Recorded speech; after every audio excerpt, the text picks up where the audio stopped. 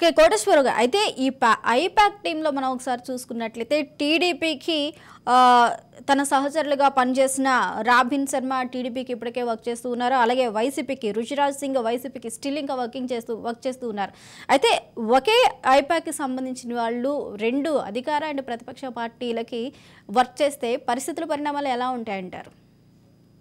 ఇదే ఇప్పుడు ఒకరి బలహీనతలు ఒకళ్ళు ఎక్స్ప్లెయిన్ చేసుకున్న తర్వాత మరి అటువంటి వాళ్ళు ఇచ్చినటువంటి సలహాల మేరకు ఆయా పార్టీలు వ్యవహరిస్తే వాళ్ళకి ఎట్లా లబ్ధి చేకూరుతుంది అనేటువంటిది సమస్య. ఇప్పుడు మరి తెలంగాణ ఎన్నికల్లో చూసాము, బీఆర్ఎస్ పార్టీకి కూడా సలహా ఇచ్చారు ప్రశాంత్ కిషోర్ గారు, ఆయనతో భేటీ అయ్యారు. ఇవన్నీ బహిరంగంగా జరిగినటువంటివి.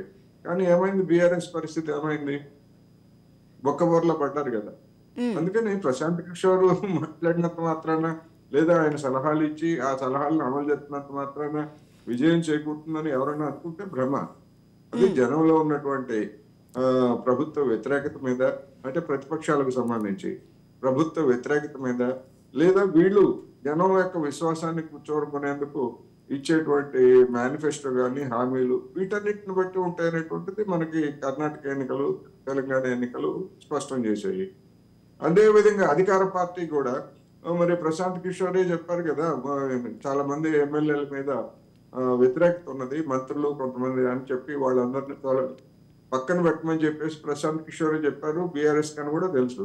కానీ ఆయన కేసీఆర్ ఆ సలహాలు సూచనలు పాటించలేదు.